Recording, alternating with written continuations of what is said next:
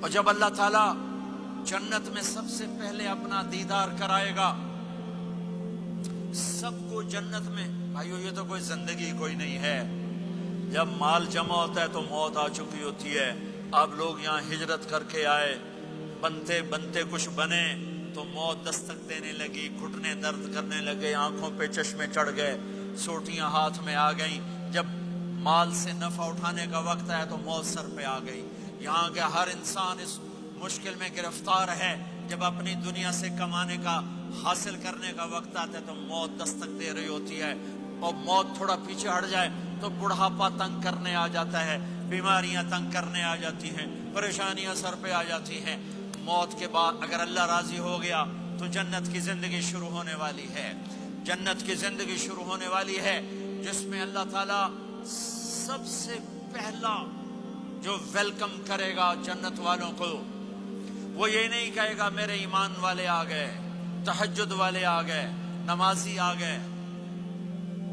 پوری تفصیل سنو. اللہ تعالیٰ جب جنت میں بٹھا دے گا جنتی مرد جنتی عورت. ہمارے ابا اور اماں کا قد کتنا تھا کچھ پتہ ہے؟ 130 فٹ. کتنا بھائی؟ 130 فٹ. یہ تو آپ نے سنا ہے کہ یوسف علیہ السلام سب سے خوبصورت تھے، سنا ہے نا؟ یہ بہت کم مرد عورتوں کو پتا ہوگا کہ عورتوں میں سب سے خوبصورت کون تھا. وہ حضرت حوا. حضرت حوا. حضرت حوا 130 فٹ کی اماں تھی، 130 فٹ کے ابا تھے. پھر ٹائم کے ساتھ گزرتے گزرتے ہم چھوٹے ہوتے ہوتے ہوتے ہوتے ہوتے ہوتے یہاں تک آ گئے. آگے چل کے اور نیچے ہو جائیں گے. جنت میں یہ قد واپس اللہ دے دے گا. جو ہمارے ملک کا کلچر جنہیں یاد ہے انہیں یاد ہوگا ایک قوم ہوتی ہے مراسی. پتہ ہے نا مراسی؟ سنا؟ بڑی نازک قوم ہوتی، صرف زبان کی روٹی کھاتے ہیں، کم کو نہیں کرتے. تو زمیندار نے مراسی کے ذمہ لگا یہ میرا گھوڑا ہے، اس کی مالش کر. وہ گھوڑے کی مالش مشکل کام ہے. وہ شروع ہو گیا. جب زمیندار گھر گیا وہ سو گیا. وہ سویا تو چور گھوڑا کھول کے لے گئے. جب صبح اس کی آنکھ کھلی تو گھوڑا غائب تھا. تو اس نے کہا ابھی مارے گئے، آج میری خیر نہیں. وہ گھر گیا، خرگوش لا کے باندھ کے مالش شروع کر دی.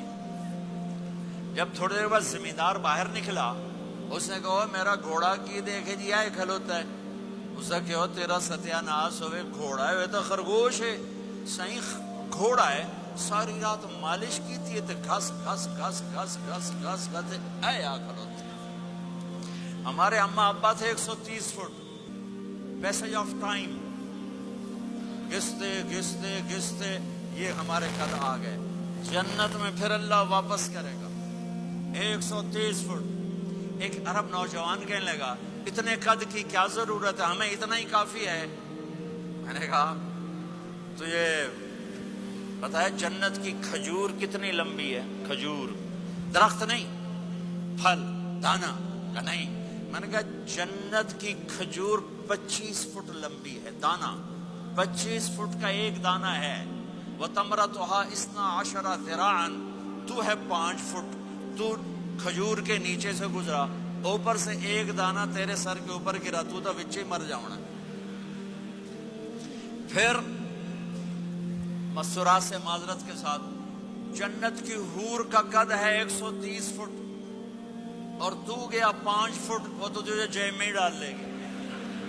پھر پوچھے میرا ہسبینڈ کدھر گیا ہے؟ اور وہ جو لباس پہنتی ہے، لباس وہ 3 میل کے ریڈیس میں گھومتا ہے. 3 میل 3 مائل 3 مائل کے ریڈیس میں اس کا لباس گھومتا ہے. کسی ایک بوجھ پا کے انہیں بھول جاؤنی کہ ہسبینڈ گیا کدھر. لہذا تمہیں بھی 130 فٹ کرے گا، ان کو بھی 130 فٹ کرے گا. اور وہ جنت کی لڑکیاں تو پہلے 130 فٹ ہیں. ام سلمہ نے پوچھا یا رسول اللہ جنت کی عورت کا درجہ بڑا ہے یا ایمان والی عورت کا؟ آپ نے کہا ایمان والی عورت کا. کہا وہ کیوں؟ کہا بصلاتہن وصیامہن وعبادتہن. جنت کی عورت نماز نہیں پڑھتی، ایمان والی عورت نماز پڑھتی ہے. جنت کی عورت روزہ نہیں رکھتی، ایمان والی عورت روزہ رکھتی ہے. जन्नत की औरत इबादत नहीं करती, ईमान वाली औरत इबादत करती है, इसके बदले में अल्लाह ताला उनको जन्नत की औरतों से आली मकाम नसीब फरमाएगा। और ईमान वाली औरत जन्नत की औरत से 70,000 गुना ज्यादा खूबसूरत हो जाएगी, 70,000 गुना ज्यादा खूबसूरत। और जन्नत में एक मुकाबला होगा, ईमान वाली औरतें, जन्नत की औरतें इकट्ठी, जन्नत की औरतें कहेंगी जिंदा रही, मौत ना आई, जवान रही, बुढ़ापा ना आया, हमेशा राजी रही, नाराज ना हुई, हमेशा साथ दिया, छोड़ा नहीं। और दुनिया की औरत में ये सारी बातें हैं, मौत भी आई, बुढ़ापा भी आया, लड़ाइयाँ भी हुई, झगड़े भी हुए, जुदाई भी हुई। नेक से नेक औरत। 89 का हज था तो हम बॉर्डर पे बैठे थे मीना के, मुज़दलिफा के साथ, भाई फजर की नमाज पढ़ेंगे और निकल जाएंगे। तो एक बुढ़ा बुढ़ी नेक ही थे जो हज के लिए चलते चलते आके हमारे पास बैठ गए थे, हमारे इलाके की हमारी जुबान थी, यहाँ ना बैठो, पीछे बैठो। थोड़ी देर गुजरी तो बुढ़ा कहने लगा उठी टुरिए, साए सफर पे है। वो कहने लगी मैं थक पईया, मेरे को नहीं टुरया जाता। तो बुढ़ा कहने लगा अगर शैतान भी चोटना है, वो शैतान को भी मारना है, काम ढेर सारा है, चलिए। वो कहने लगे मैं थक गई हूं, मैं कोई नहीं जानती। दोनों की लड़ाई शुरू हो गई, मुज़दलिफा में लड़ाई शुरू हो गई। बुढ़ा कहने लगा इत्थे पेके कोई नहीं जिथे रुस्ते लगी जैसे अग्गा ही टुरना है। अब पता नहीं समझ में आया कि नहीं है, बात बड़ी मजेदार है। वो कहने लगा इधर माँ बाप कोई नहीं, नाराज होके चली जाएगी, चल अग्गा टुरना है।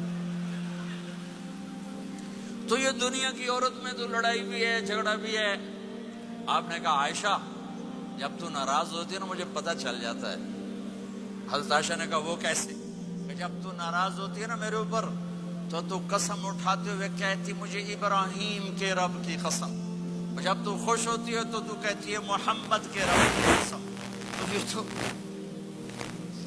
सबसे पाकीज़ा घरों में भी ये हो रहा है, ऊंच नीच हो रही, खटपट हो रही है, खटपट हो रही। तब ईमान वाली औरतें क्या जवाब देंगी?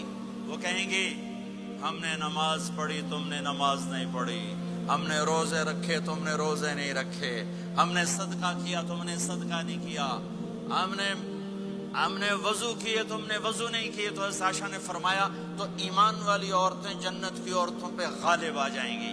यहाँ मर्दों पे गालिब, वहां हूरों पे गालिब, दो आपस से नांदा ही ढोल बजना।